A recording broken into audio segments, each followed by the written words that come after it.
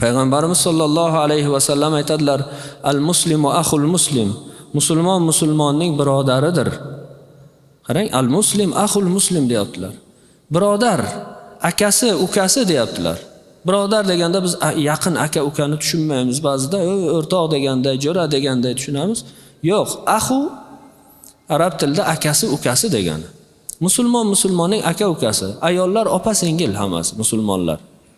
Nasab jihatdan emas, lekin din jihatdan.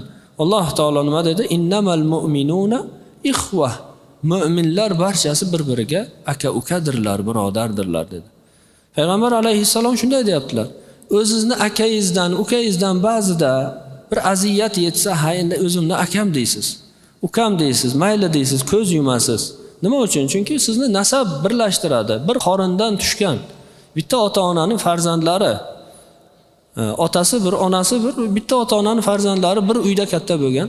Shu uchun ko'z yumadi.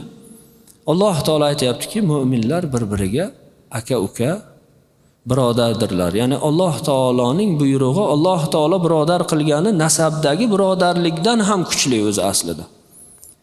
Ya'ni siz bilan biz hozir garchi nasab jihatdan begona bo'lsak ham, lekin nasabdagi birodarchilikdan, aka-ukachilikdan ham kuchli robitamiz bor oramizda.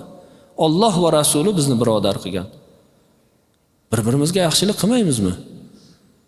Payg'ambarimiz alayhissalom al-muslim axul muslim, musulmon musulmonning birodaridir dedilar. La yazlimuhu. Hargiz zulm qilmaydi musulmon musulmonga. Zulm qilmaydi. Ya'ni adolatsizlik qilmaydi. U o'zi shaxsiy bir g'arazi sababli bir kishini yomon ko'rishi mumkin, kelishmovchiligi bo'lishi mumkin, lekin hargiz bu narsalar musulmonni musulmonga zulm qilishiga sabab bo'lmaydi, mumkin emas. Wala yuslimuhu. Uni birovga topshirib qo'ymaydi, dushmanga topshirmaydi musulmon musulmonni. Musulmon musulmonni ustidan dushmanga yozib bermaydi. Musulmon musulmonni ustidan birovga chaqimchilik qilmaydi, g'iybat qilmaydi, yomonlamaydi musulmon musulmonni ustidan. Agarda musulmon bo'lsa, agarda oxirat kunidan umidi bo'lsa. Agar u oxiratdan umidi bo'lmasa, men u yoqda o'zim bilganimni qilaman desa, xohlagan ishini qilsin. Baribir nima qilsa ham Alloh xohlagandan boshqasi bo'lmaydi. Allohning irodasidan o'tib keta olmaydi hech narsa. Shuning uchun musulmon musulmonga birodarlik qilib, o'sha birodarlikni ham, aka-ukalikni, bir-biriga bo'lgan muhabbatni ham ibodat deb qabul qilishimiz kerak. Mana shunday ibodat qilamiz Allohga deyish kerak. Falonchani men yaxshi ko'raman. U seni haqingda yomon gapirdi. Men baribir uni yaxshi ko'raman. Baribir uni yaxshi ko'raman. Nima uchun? U iymoni bor, uning namozi bor, uning ro'zasi bor, u xayr ehson qiladi, sadaqa qiladi, u zakot beradi. Uni men namoz o'qiganini ko'rganman axir. Seni haqingda bunday dedi desa, endi xato qilib gapiradi hamma ham. Ehtimol gapirganda, sen nima uchun uni gapini menga olib kelyapsan deyish kerak-da. Sen nima uchun chaqimchilik qilyapsan? Men haqimda gapirgandir, to'g'ri. Men ham u haqida gapirgandirman. Sen nima uchun o'rtada bu orani buzyapsan? Musulmon musulmonga mana shunday yaxshi munosabatda bo'ladi.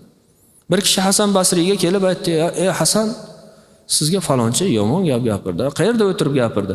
Falon joyda ziyofatda o'tirdik, uyda shunaqa dedi siz haqingizda" desa, shuncha narsasini yebsan, o'tirib, ovqatini yebsan, ziyofatini yebsan, choyini ichibsan o'sha yerda, shu gapini ham yevormadingmi endi? Shu gapini o'zingning ichingga saqlay olmadingmi? Shuncha narsasini qorningga kiritibsan-ku. Nima uchun olib kelib aytayapsan menga? Nima uchun oramni buzmoqchisan? Ana bunday qarash kerak musulmonga nisbatan. Bo'ladi, xato bo'ladi azizlar. Hammamizda xato bor. Kim bexato? Payg'ambarlardan boshqa hech kim bexato emas. Payg'ambarlar ma'sum, gunohsiz ular. Musulmon xatokor bo'lishi mumkin. Sahobalar ham xato qilishgan. Sahobalarda ham ba'zilarda gunoh bo'lgan. Gunohsiz inson bo'lmaydi. Payg'ambar alayhissalom nima deydilar? Kullu ibni adama xato.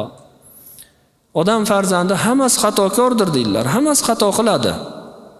Insonda nafs bo'lgandan keyin, shayton uni vasvasa qilish imkoniyati bo'lgandan keyin, Alloh taolo shaytonga uni vasvasa qilish imkoniyatini bergandan keyin xato qiladi baribir ba'zi joyda.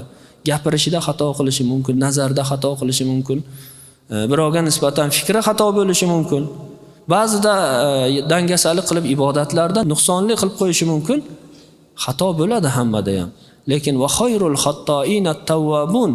Xatokorlarning eng yaxshisi tavba qiluvchilaridir deydilar.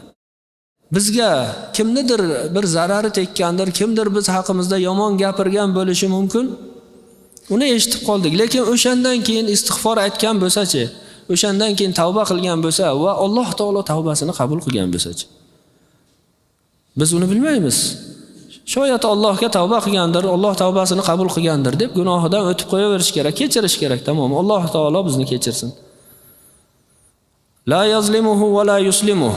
Payg'ambar alayhisalom davom ettiradilar: "Man kana fi hajati akhihi, kana Allohu fi hajatihi." Kim birodarining ehtiyoji bilan yuradigan bo'lsa, kim birodariga yaxshilik qilishlik uchun, uning manfaatlari uchun yuradigan bo'lsa, o'zi uchun emas, shaxsiy manfaati uchun emas, birodari uchun, jamiyat uchun yuradigan bo'lsa, Alloh taolo uning ehtiyojini ravo qiladi deydilar. Alloh taolo unga beradi. Bilamiz qancha odamlar, qancha xayr ehson sohiblari bor. O'zini manfaati uchun emas, birovning manfaati uchun yuguradi. O'rtaga kiradi. Qancha yaxshiliklar yetishiga bir kishiga sababchi bo'ladi.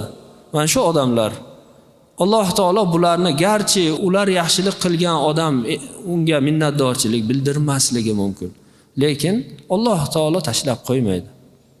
Alloh taolo tashlab qo'ymaydi. Alloh taolo aytadiki: "Va ma taf'alu min khayrin ya'lamuhu Alloh." Nimaiki yaxshilik qilasizlar, min khayrin, ya'ni zarracha bo'lsa ham yaxshilik qilganlaringizni Alloh taolo biladi. Bizni maqsadimiz, biz musulmonning yaxshilik qilish falsafasi nima? Alloh bilsin deydi. Musulmon yaxshilik qilganda, masalan, siz birovga yaxshilik qilganda meni maqtasin deb yaxshilik qilsangiz qabul bo'lmaydi u. Odamlar ko'rsin, meni xayr ehson qiluvchi deb bilsin odamlar. Mana shunday nomim chiqsin, men saxiy boylardan ekanligimni odamlar bilsin desangiz, ham pulus ketgani qoladi, ham savobi bekor bo'lib ketadi, tamom. Shuning uchun musulmon bir ishni qilsa agar Alloh uchun qiladi. Modomiki Alloh bilarkan, bizga nima zarar yetadi? Garchi bir kishiga yaxshilik qildingiz, u sizni betingizga tupursa ham, bir kishiga yaxshilik qildingiz, u siz haqingizda yomon gapirsa ham. Ertalabki mav'izada Abu Bakr Siddiq roziyallohu anhu haqlarida aytdik. Abu Bakr Siddiq bir kishiga doim yaxshilik qiladilar, uni o'sha turmush tarzini hammasini Abu Bakr Siddiq to'laydilar, ko'taradilar, moddiy uni ehtiyojlarini. Lekin u odam Abu Bakr Siddiqning jonajon qizlari Oysha roziyallohu anhu Rasulullohning ayollari haqida zinokor degan gapni tarqatadi. Abu Bakr Siddiq qo'llarini yuvadilar, aytadilar-ki, bugundan boshlab unga bir tin bermayman. Tamom deydilar. Shunda Alloh taolo oyat nozil qiladi. Va la ya'tali ulul fadli minkum was-sa'ati ay yu'tu ulil qurba. Qasam ichmanglar deydi. Yaqinlariga, faqirlarga, miskinlarga bermayman bir so'm deb qasam ichmanglar. Ularni kechiringlar deydi. Qarang, qaysi mavqifdagi odam bu? Inson o'zimizni tasavvur qilib ko'raylik, o'zimizni eng yaqin odamimizni, singlimiz bo'ladimi, oilamiz bo'ladimi, qizlarimizmi, shular haqida mana shunday bo'mag'ur gapni gapirib yurgan odamlar, ularga yaxshilik qilib bo'ladimi? Uni betiga qaray olmaysiz-da. Ko'rsa odam bir narsa qilib qo'yaman deydi hozirgi paytda. Lekin Alloh taolo aytayaptiki, kechiringlar deyapti. Ularning aybini o'tinglar. Alloh kechirishini xohlamaysizlarmi deydi. Alloh sizlarni kechirishini xohlamaysizlarmi? Demak, ularni kechirsa Alloh taolo kechiradi. Alloh uchun beryapsan, u uchun bermayapsan. Tamom, Alloh taolo roziligi uchun beryapsizmi? U yog'ini Alloh taologa qo'yib bering. Alloh taolo sizga mukofotini, ajrini ko'p qilib beradi. Va man farraja an muslimin kurbatan min kurabid dunya farrajallohu anhu kurbatan min kurabi yawmil qiyamah. Kim bir musulmondan dunyo mashaqqatlarining bittasini aritsa, ya'ni boshiga tushgan mashaqqatni bittasini ketishligiga sababchi bo'lsa kimdir?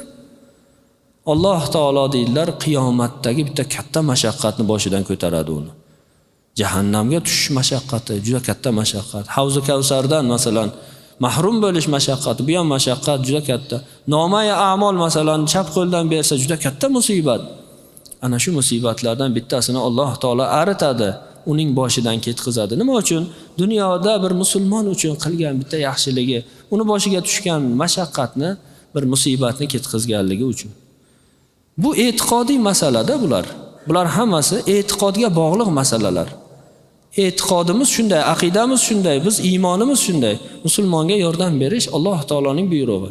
Payg'ambar alayhissalomning ko'rsatmalari. Demak, shunday yashashimiz kerak azizlar.